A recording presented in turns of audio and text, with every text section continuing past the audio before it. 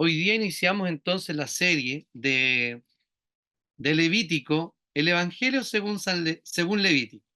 Sean santos porque el Señor su Dios es santo. Los voy a invitar entonces a escuchar este primer sermón que tiene que ver con los holocaustos, ¿ya? Vamos a hablar sobre eh, un olor fragante delante del Señor. Y los quiero invitar a que leamos la palabra del Señor allí en Levítico capítulo 1, de los versículos 1 al 17, que dice así. El Señor llamó a Moisés desde el tabernáculo de reunión y habló con él. Le dijo, habla con los hijos de Israel y diles, cuando uno de ustedes presente una ofrenda al Señor, la presentará de su ganado vacuno u ovejuno. Si su ofrenda es un holocausto vacuno, ofrecerá de manera voluntaria un macho sin defecto. Lo ofrecerá delante del Señor a la entrada del tabernáculo de reunión. Pondrá su mano sobre la cabeza del holocausto y se le dará, y, se- y se- perdón, y le será aceptado para expiación suya. Entonces degollará el becerro en presencia del Señor, y los sacerdotes, los descendientes de Aarón, rociarán la sangre sobre el altar que está a la entrada del tabernáculo de reunión y también alrededor de éste. Luego desollará el holocausto y lo cortará en pedazos. Entonces los hijos del sacerdote Aarón pondrán fuego sobre el altar y compondrán la leña sobre el fuego. Luego los sacerdotes, hijos de Aarón, acomodarán las piezas, la cabeza y la grasa de los intestinos sobre la leña que estará sobre el fuego encima del altar. Y los intestinos, enjuagarán los intestinos y las piernas, y el sacerdote quemará todo esto en el altar. Se trata de un holocausto, es una ofrenda encendida de olor grato para el Señor. Si su ofrenda para el holocausto la toma del rebaño de las ovejas o de las cabras, deberá ofrecer un macho sin defecto y degollarlo delante del Señor al norte del altar. Los sacerdotes hijos de Aarón rociarán su sangre sobre el altar y alrededor de éste.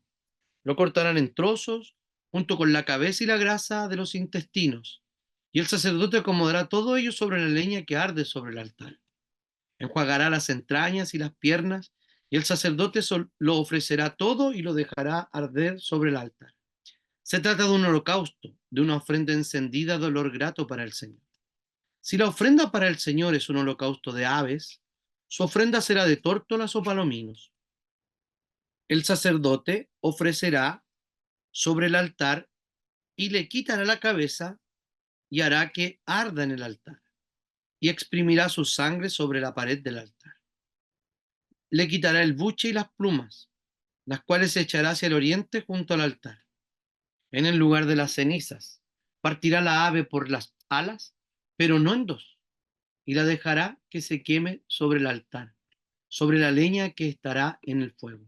Es un holocausto, es una ofrenda encendida de olor grato para el Señor. Oremos. Amantísimo Señor, te damos infinitas gracias en esta hora, porque tú nos hablas por medio de tu palabra. Queremos, Señor, ser edificados por ella. Necesitamos, Señor, ser edificados por ella. Necesitamos ser exhortados, Señor, ser santificados también, Señor, en tu verdad. Te rogamos que tú nos ayudes, que tú, Señor, actúes con tu Espíritu Santo en nuestra vida para poder, Señor, ser obedientes también al, a la predicación de tu palabra. Ayúdanos, Señor, te lo pedimos, te lo rogamos. En el nombre de nuestro Señor Jesucristo. Amén. Cuando nosotros estamos frente al libro de Levítico, nos parece un libro del todo complicado.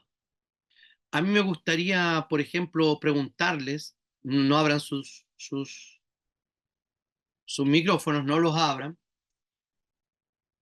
¿Cuántos de ustedes tuvieron la tentación, no necesariamente que lo hayan hecho, pero tuvieron la tentación mientras estaban leyendo la Biblia de saltarse el Levítico.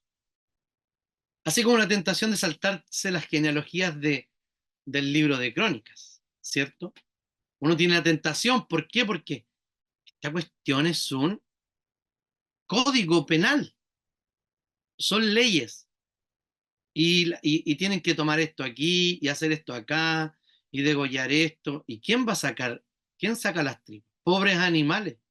¿Por qué los degollan y y los matan? ¿Cierto? Eh, Cuando miramos el libro de Levítico, es un desafío porque parece que estuviera escrito para gente que tiene relación con las leyes, que tiene relación con este tipo de códigos de instrucciones, o para un carnicero, o exclusivamente para los sacerdotes, pero el libro de Levítico no fue escrito para los levitas, sino es un libro acerca del ministerio levita y cómo éste tiene un rol eh, de mediación delante del Señor, ¿ya? Es el tercer libro del Pentateuco. Y este libro es muy interesante porque es una especie de centro temático del Pentateuco. El Pentateuco se compone de 5 libros, por eso se llama Pentateuco, libro de 5 tomos. Génesis, Éxodo, Levítico, Números y Deuteronomio, ¿ya? Y tienen mucha relación Génesis con Deuteronomio, Éxodo con Números, y Levítico está como en el centro temático, hablando eh, de la propia forma en que Dios ha dado solución al pecado para el pueblo que está en el desierto. El pueblo necesitaba saber cómo se acercaban a Dios, ¿ya? Si nosotros vemos el libro de Levítico en esta misma forma, podemos ver que los primeros capítulos tratan sobre los sacrificios rituales. Luego va a hablar del 11 al 15 de del 8 al 10 de los sacerdotes consagrados y luego de la pureza ritual. Y en el centro del libro está el día de la expiación con los versículos 17, 16 y 17. Luego vuelve a hablar de la pureza moral, que había hablado un poquito antes, luego de los requisitos de los sacerdotes y de las fiestas rituales. Se los voy a explicar de nuevo, pero calma. Y al final tiene un epílogo que habla acerca del llamado a la fidelidad al pacto de Dios. O sea, habla primero de sacerdotes, de pureza, días de la expiación como el centro, luego de pureza, de sacerdotes y de fiestas rituales. ¿Me explico? Es una forma muy interesante de cómo el libro se escribe. Eso se llama un quiasmo, en términos técnicos, es una estructura quiasmática. Entonces, estamos en el centro del Pentateuco y cuando lleguemos al centro del Levítico vamos a estar en el evento más importante del pueblo de Israel, que es el día de la expiación. ¿Ya? Sabemos que Israel todavía celebra el día de la expiación. Nosotros celebramos todos los domingos el día de la expiación en el sentido que celebramos a Jesús crucificado y resucitado y hecho una vez y para siempre.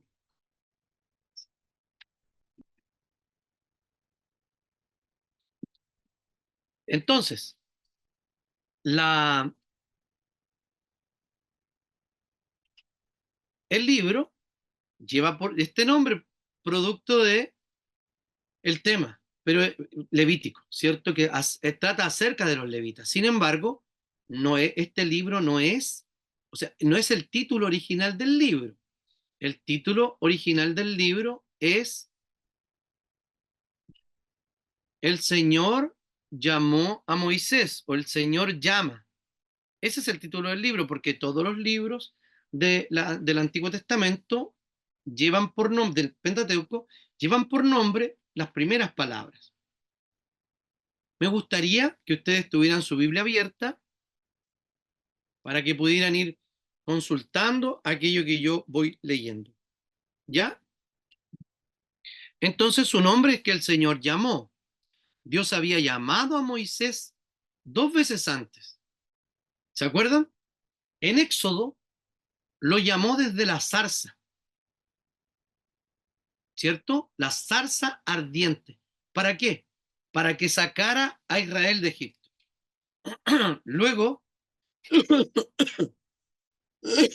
perdón, luego lo llamó desde el monte Sinaí. ¿Para qué? Para anunciar su pacto que tenía con Israel.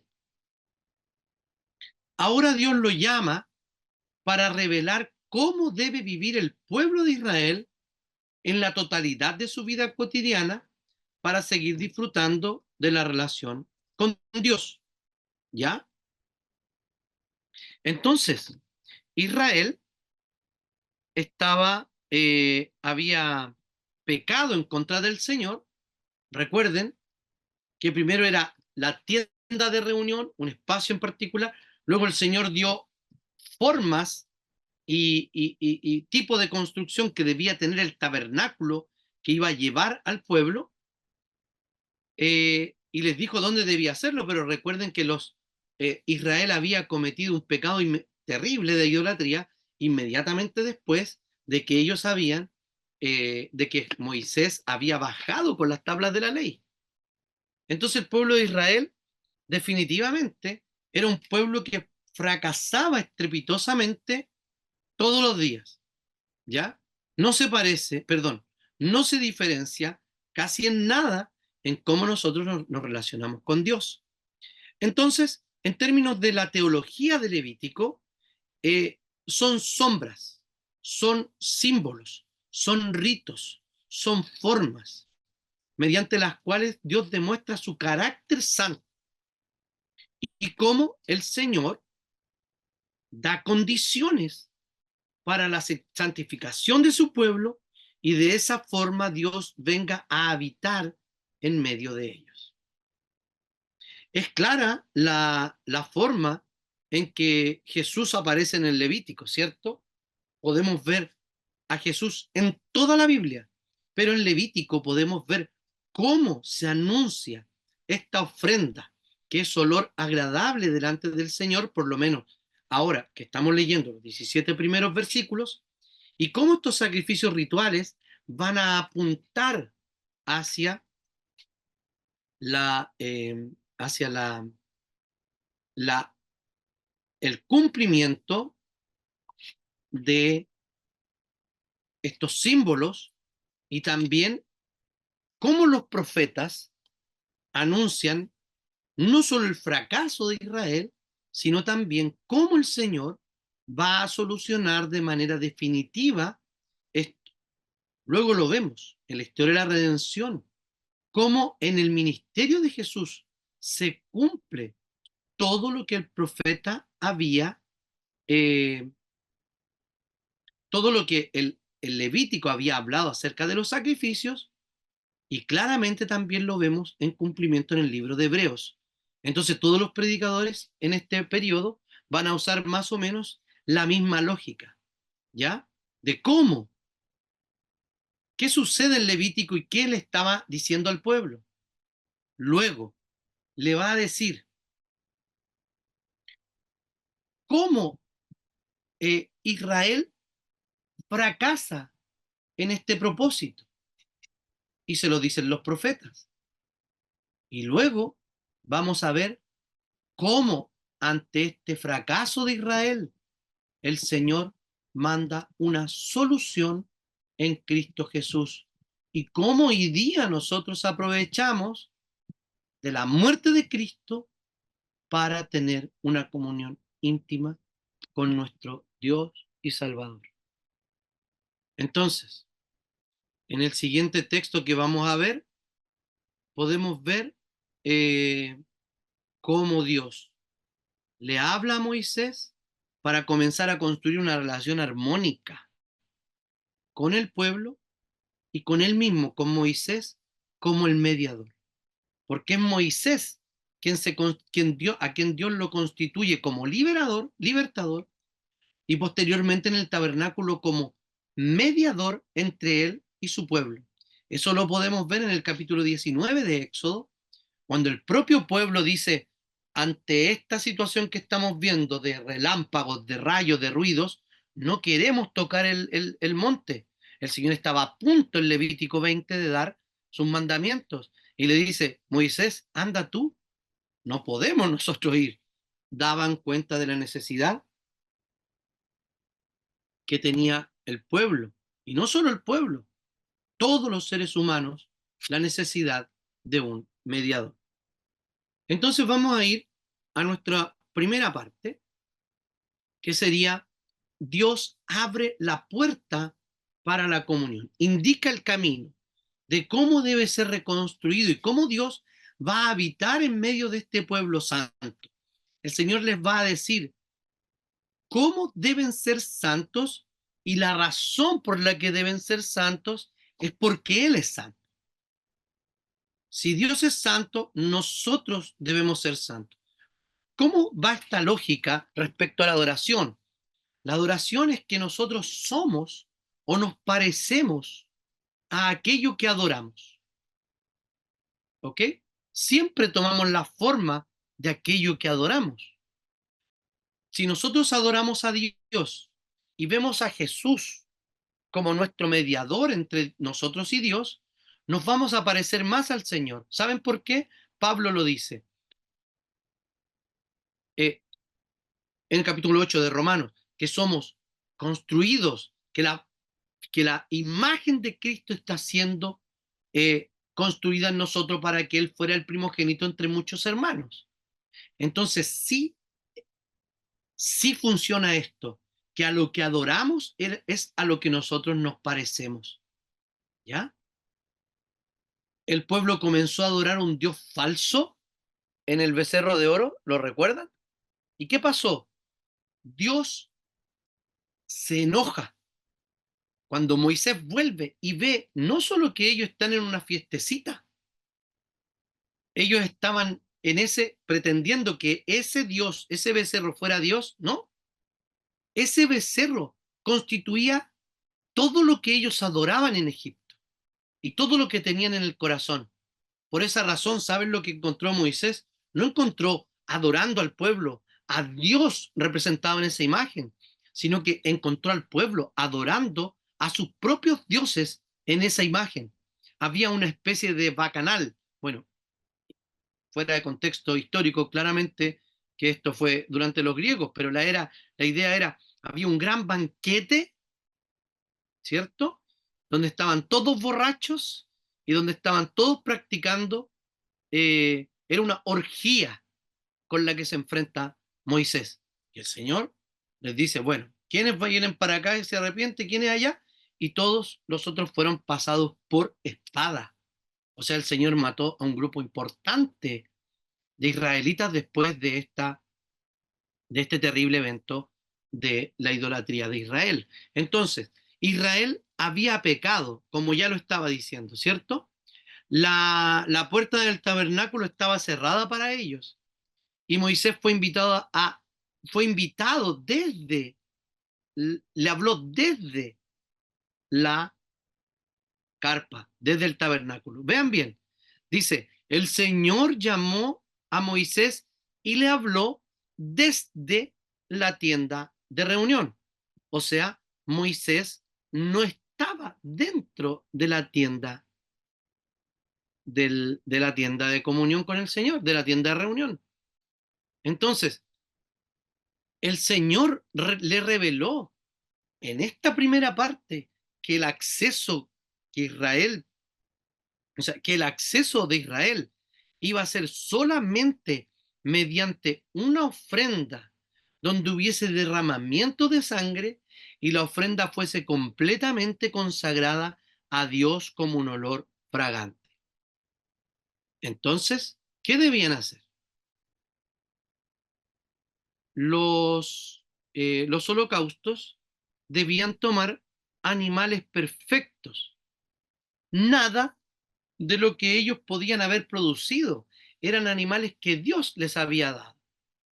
Y era absolutamente indispensable que fueran animales perfectos, de tal edad, con tales características, debían ser machos, etcétera. Esta ofrenda de holocausto también estaba prevista para una diversidad de familias. O sea, en Israel, no solo los ricos que tenían ganado vacuno u ovino podían presentar delante del Señor, sino que también aquellos que no tenían ganado suficiente, por ejemplo, podían haber familias que tenían una sola cabra o una sola oveja. ¿Qué pasaba? ¿La daban al Señor? El Señor le decía, no, también pueden traer una ofrenda de un ave. Probablemente esa ave podía ser capturada, una tórtola, un palomino, como dice allí.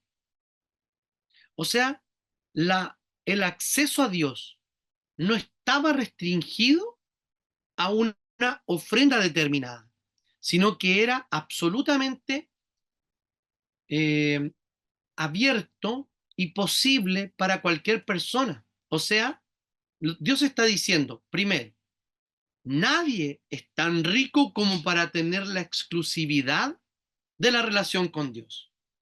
Y nadie es tan pobre como para sentirse excluido de la presencia y de la comunión con Dios. ¿Ya? Se hacía como el Señor ordenaba. O sea, era el oferente quien hacía el sacrificio. ¿Se fijaron en eso? No solo lo llevaban y le decían, ya sacerdote, usted haga todo, no. Tenían que tomar el animal, degollarlo. El sacerdote era el mediador que ponía la sangre, pero todo lo demás lo debían hacer los propios oferentes. O sea, debían carnearlo ahí el animal, hacer todo lo que debían hacer. A lo mejor algunos de los niños están escuchando y están pensando de cómo mataban un animal. Sí, y les voy a explicar a los niños que están escuchando. ¿Saben por qué había que matar un animal? Porque la, el pecado para Dios es tan terrible que solo lo podía pagar el derramamiento de la sangre de otro ser que pudiera representar al ser humano. Por esa razón, le ponían las manitos en la cabeza, el padre de familia ponía las manos en la cabeza del animal y le traspasaba la culpa, y ese animal moría en su lugar. Ahora, como era un animal y no era un ser humano, debía repetirse todos los años y debía repetirse varias veces y en distintas circunstancias porque nosotros pecamos mucho. Pero hoy día ya les voy a decir que no, veo a la Trini muy interesada y a la Anto también. Es que nos ven más cámaras niños, pero si los demás están interesados, los felicito. Entonces, debían repetirlo muchas veces porque el animal, aunque era perfecto, era un animal. Pero ya vamos a ver quién vino y murió una sola vez y por todas, y su sacrificio es eterno. ¿Ya? Entonces, todo era como el Señor había dicho que se debía hacer. O sea, ellos necesitaban para presentar el animal, debían presentar un acto estricto de obediencia mientras se estaban presentando el animal, porque claramente el sacerdote lo iba a corregir y no tenía validez ese animal. Ya no tenía validez, ese sacrificio debía hacerse exactamente con el ritual del lavado, de sacar el cuero, de tomar ciertas partes, ponerlas en cierto lugar, todas debían ser obedecidas porque todas tenían un sentido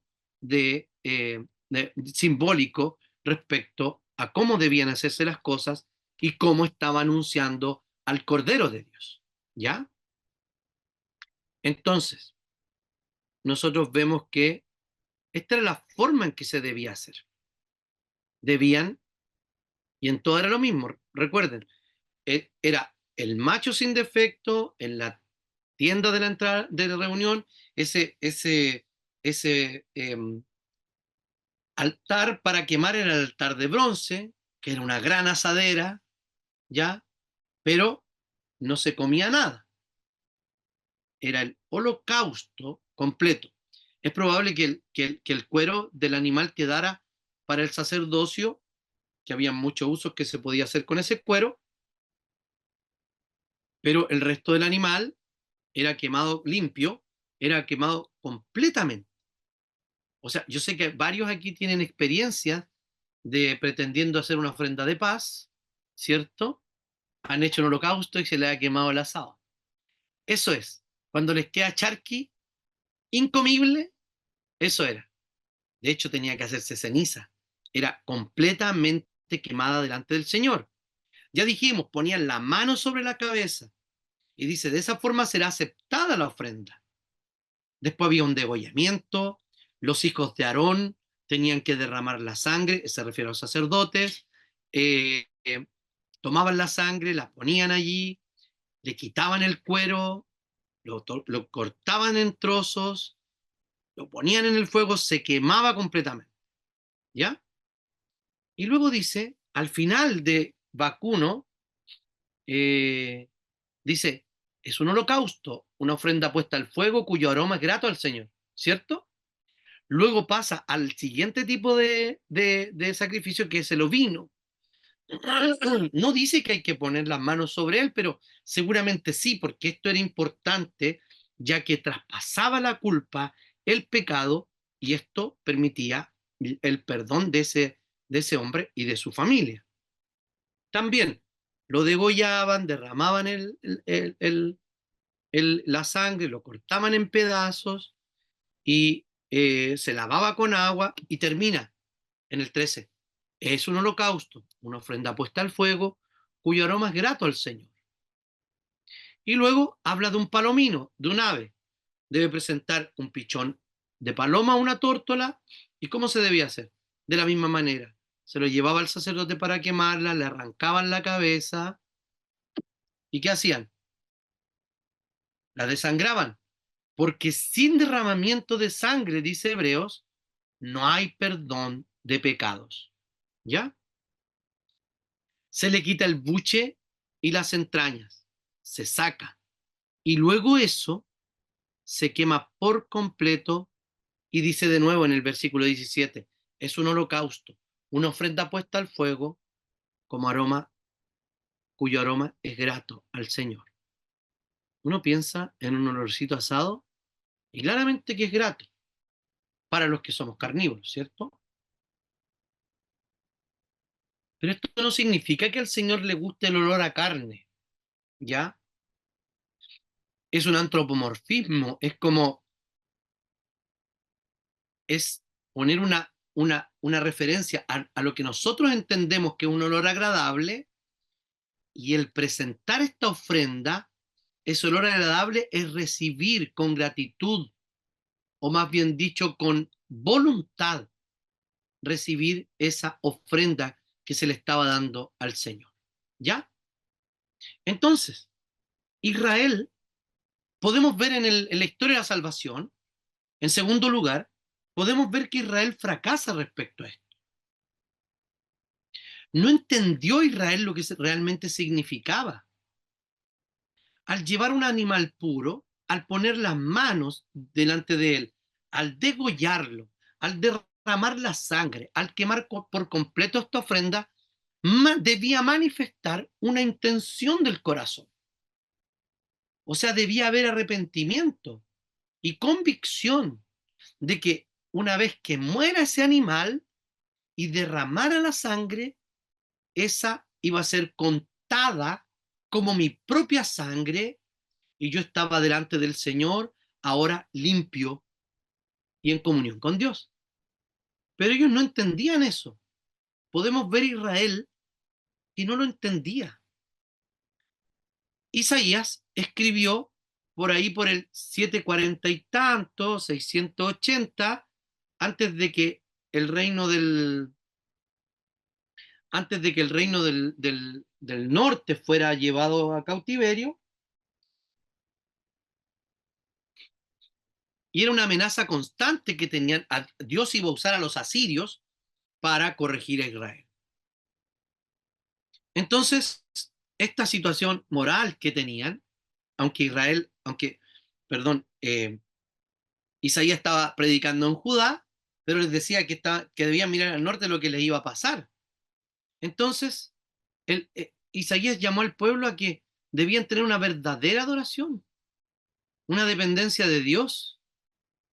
Y con esto decía que estaba anticipando el juicio que venía y la restauración posterior que el Señor iba a dar a Israel. Y fíjense lo que dice en el 1:11, Isaías. ¿Para qué me sirven sus muchos sacrificios? Dice el Señor.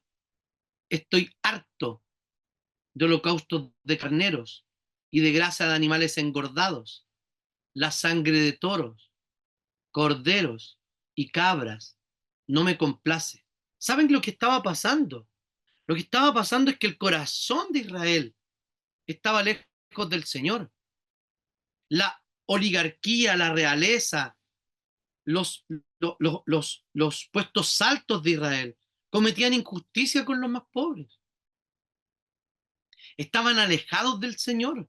Su corazón era distante.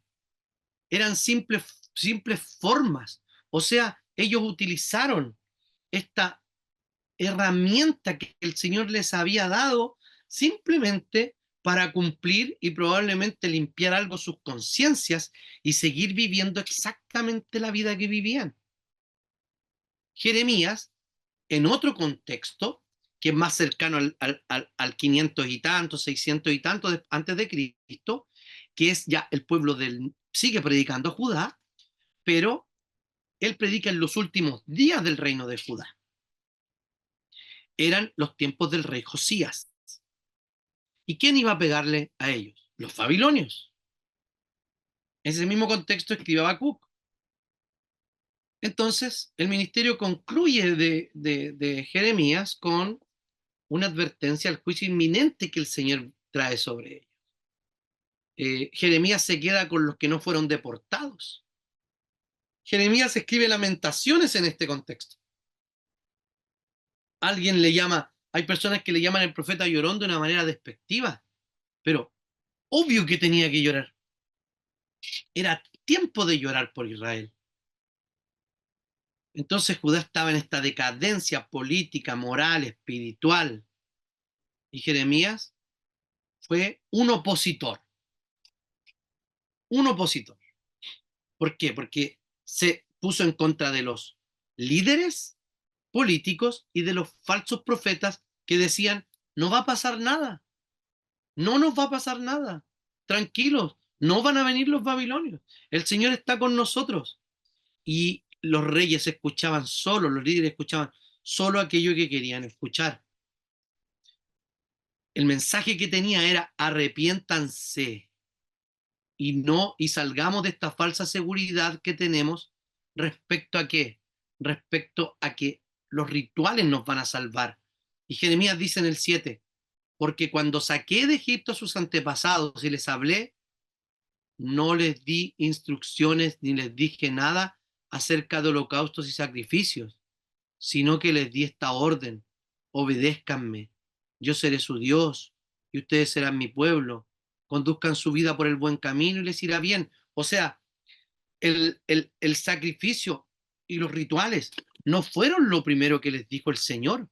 El Señor los liberó y luego les dio la ley, y como ellos violaron la ley, el Señor les dio esta forma de acercarse a Él y cómo Dios quería restaurar la relación con su pueblo. Porque misericordia quiero y no sacrificios. Conocimiento de Dios más que holocaustos, decía Oseas. Oseas estaba hablándole al reino del norte, paralelo con Isaías en el reino del sur, en la misma época, antes de la caída frente a Siria, que fue por ahí por el año 722, y el mensaje fue, regresen a Dios y abandonen la idolatría. O sea, ellos podían estar haciendo todos los sacrificios del mundo, pero no tenían misericordia con el prójimo. Podían tener todos los holocaustos y hacer todos los holocaustos, pero no tenían conocimiento. O sea, conocimiento de Dios. No estaban relacionados con el Señor. Ellos estaban en una profunda apostasía, idolatría, alianzas políticas, ojo, alianzas políticas con paganos, y Oseas usa, Dios lo llama a casarse con una mala mujer, y eso fue símbolo de cómo Dios amaba a su pueblo a pesar de que su pueblo era una prostituta. Vemos al Señor permanentemente en la historia de Israel tomando la iniciativa. ¿Para qué? Para decirle a su pueblo que no habían entendido lo que eran los holocaustos, que no habían entendido lo que eran los sacrificios que él les había dicho, que demandaban una intención del corazón. Y saben que esto no cambia para nada. Hoy no cambia para absolutamente nada. Quiero leerle un texto más de los profetas de cómo exhorta a Israel ante su fracaso.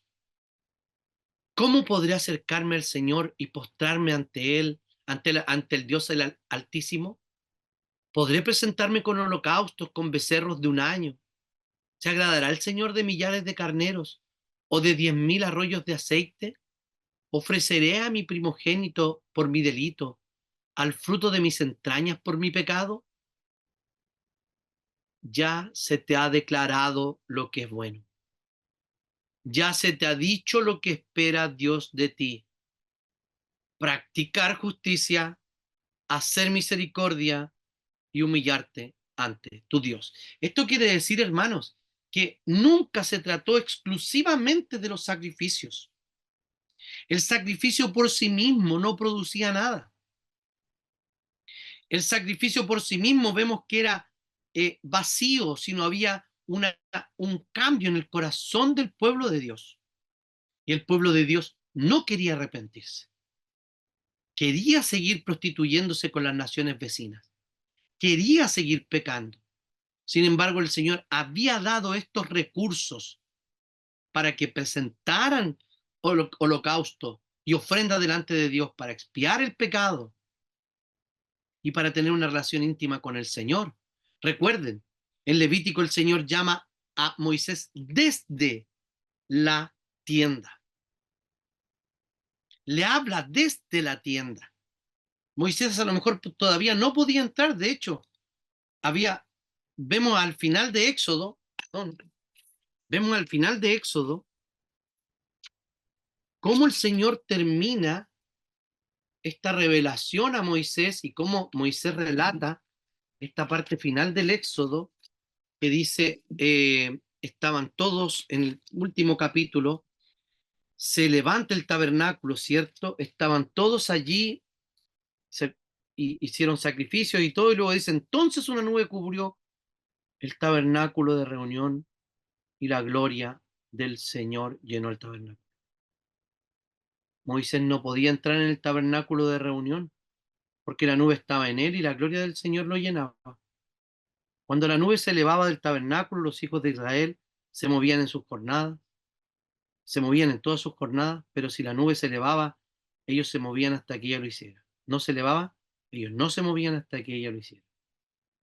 Y es que la nube del Señor estaba sobre el tabernáculo durante día y durante la noche el fuego estaba sobre él, a la vista de todo el pueblo de Israel en todas sus jornadas. No podía entrar Moisés. El Señor llamó a Moisés desde el tabernáculo. Acabo de volver a leer 1:1 de Levítico. ¿Ok? Ante este fracaso de Israel, en tercer lugar, el Señor envía su propio cordero. envía su propio holocausto para que venga y muera en nuestro lugar. Nunca fue distinto. Siempre hemos necesitado un mediador, una ofrenda y un sacrificio por el pecado para restaurar la relación con Dios. Y fíjense que Dios daba la instrucción tomando la iniciativa, pero era el pueblo quien tenía que llevar el sacrificio, degollar al animal sacrificado. Los sacerdotes debían derramar la sangre y se reconstruía la relación con Dios. Sin embargo, vemos que el Señor predice esto en Isaías 53. En uno de los cánticos del siervo dice: fue oprimido y afligido, pero no abrió la boca. Como cordero fue llevado al matadero, como oveja que ante sus trasquiladores está muda. Tampoco él abrió la boca. Podemos ver que Dios trae y envía a su sacerdote, que es Jesús, y lo envía a él mismo como ofrenda. O sea, ya nosotros no debemos llevar un cordero. El cordero ha venido a nosotros. Ya no debemos poner un animal ahí delante del altar porque aquel altar ya no existe. Desde el año 70 después de Cristo, que no se ofrecen sacrificios por el pecado en la religión judía. Juan el Bautista lo reconoció. Juan el Bautista estaba predicando y bautizando y dice: he ahí quién, el Cordero de Dios que quita el pecado del mundo. Estaba haciendo una referencia exacta al sacrificio ovino de ovejas en Levítico capítulo 1. He allí el Cordero de Dios. Pero recuerden que debía presentarse una ofrenda intacta, un macho de 1 año ya adulto. ¿Para qué? Para que fuera válido delante de Dios. Jesús ya estaba validado. ¿Saben por qué? Porque Jesús ya había cumplido la mayoría de edad para un ministerio público. Tenía 30 años. ¿Y saben cómo se reconoció o se validó la ofrenda aceptada? Principalmente para decir: sí, está cumpliendo con los requisitos de Levítico capítulo 1, cuando el Señor Jesucristo es bautizado, desciende el Espíritu Santo como una paloma sobre él y se escucha una voz diciendo: este es mi Hijo amado, en el cual tengo contentamiento. O sea, la ofrenda enviada era una ofrenda perfecta. Y el Señor vino a nosotros, y esta especie de darnos la apertura al tabernáculo. Dice que Jesús vino en el versículo 1, capítulo 1, versículo 14 de Juan, dice que el Señor vino y habitó entre nosotros. O sea, la ofrenda vino, y la palabra es algo así como tabernaculizó entre nosotros. O sea, ella misma se convirtió en tabernáculo.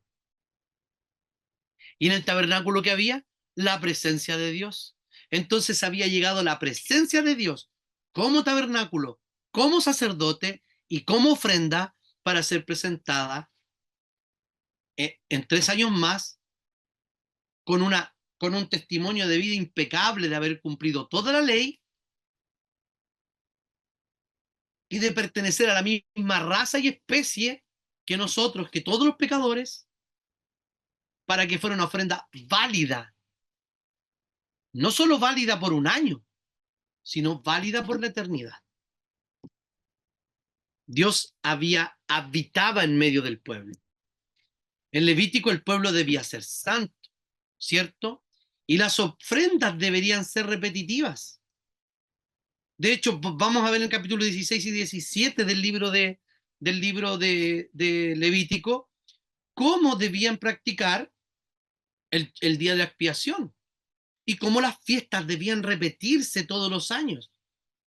Nuestro Pentecostés ya fue, la primicia ya se presentó, que era Jesucristo, y las primicias de las naciones también se presentaron. Todo lo que habla Levítico es sombra y anuncio de lo que Jesucristo iba a hacer, tanto en su vida como en su muerte y en su resurrección. Y finalmente concluido en una tabernaculización eterna, cuando el Señor venga y habite entre nosotros, y seremos su pueblo, y Él será nuestro Dios, y tabernaculizará, y ya no habrá ni cielo ni tierra, sino que el cielo se habrá unido con la tierra para vivir eternamente con el Señor. Ellos pecaron, fueron apartados. Se les dio las instrucciones para volver a la comunión con Dios, mediante sacrificios. Luego de eso, ¿saben lo que pasó? Fíjense en una cosa. Les hice leer el último versículo de Éxodo y el primero de Levítico. Pero miren lo que pasa cuando termina Levítico.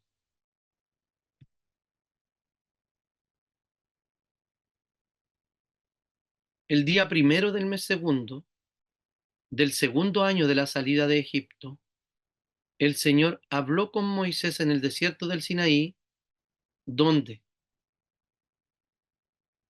desde en el tabernáculo. Las puertas ya habían sido abiertas para el mediador y por lo tanto habían sido abiertas para el pueblo. Fíjense lo que dice en el cumplimiento, porque vamos a hacer referencia todos los domingos. Vamos a ver cómo el libro de Hebreos confirma aquello que nos habla Levítico en Jesucristo y también cómo el Nuevo Testamento da, reconoce el cumplimiento, pero también nos da, eh, nos dice cómo vive un pueblo santo, aquel que sirve al Señor. En Hebreos capítulo 10, versículo, versículo 10, voy a leer desde el 8, 10, 8.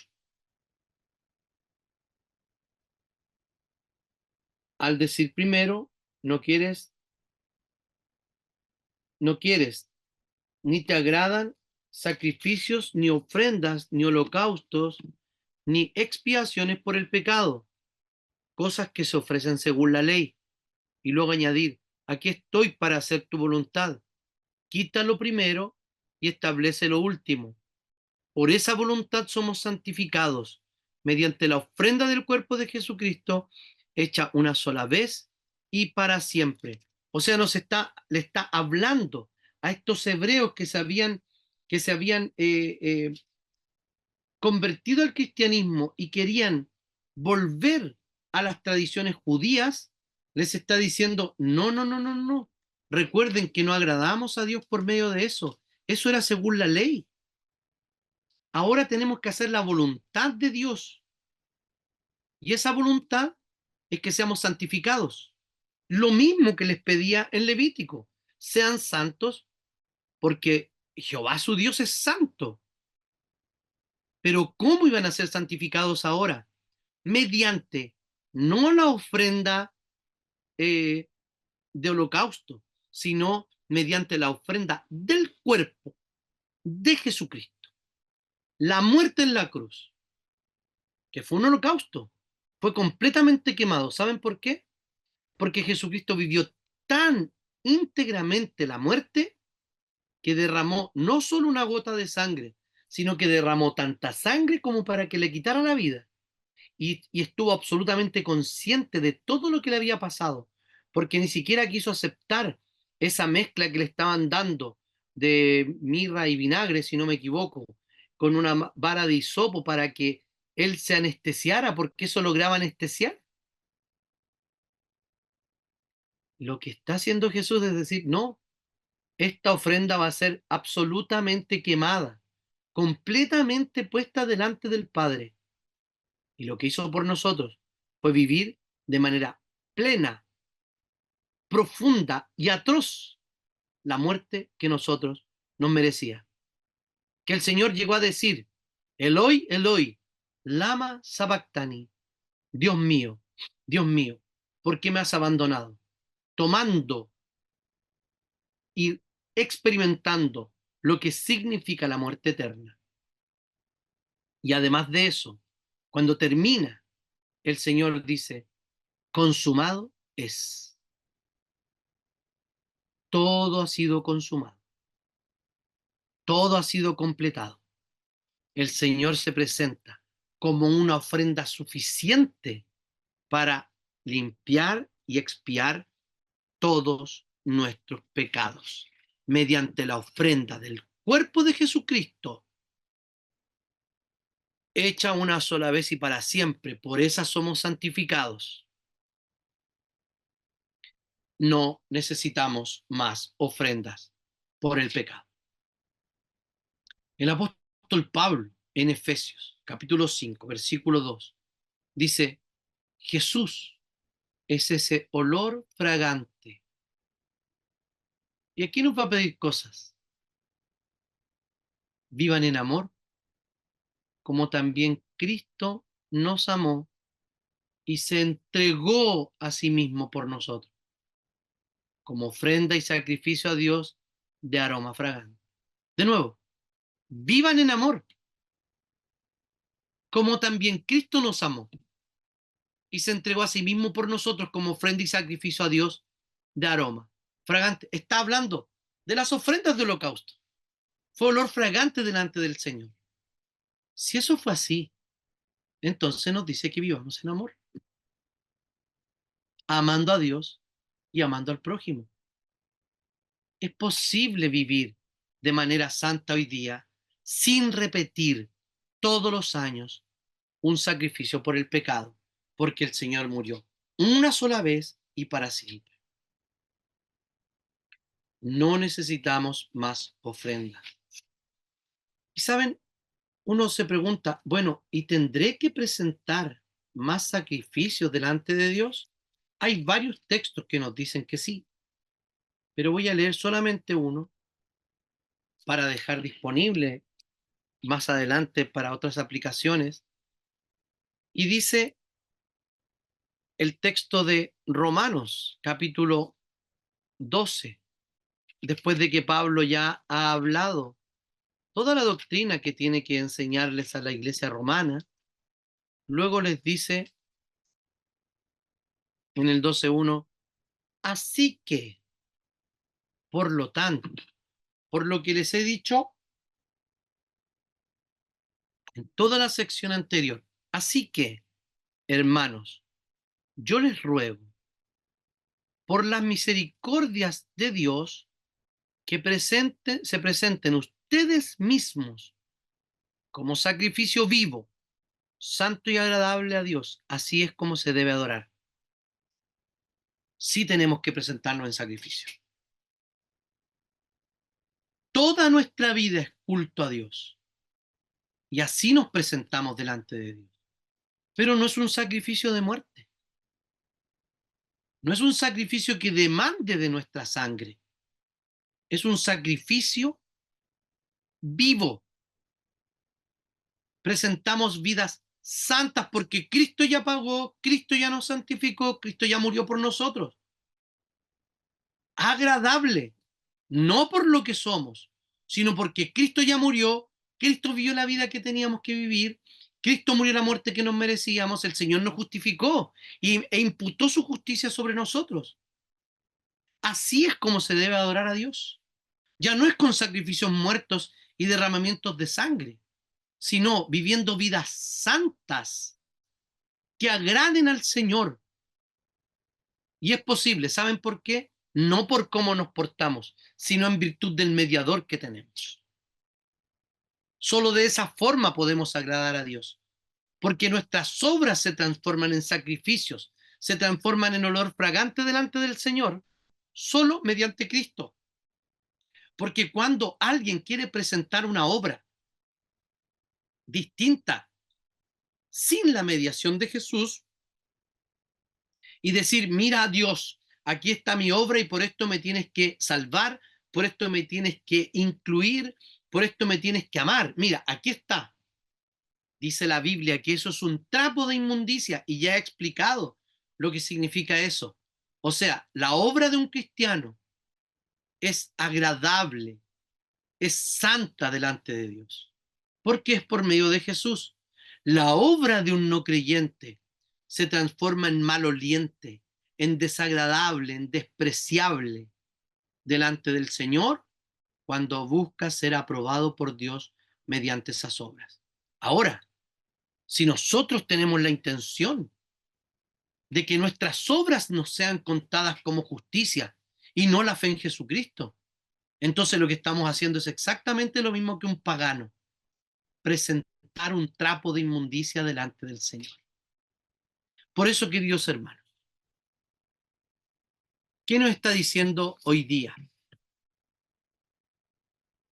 Que frente al pecado, el Señor abre una puerta tanto en el Antiguo Testamento como en Cristo Jesús.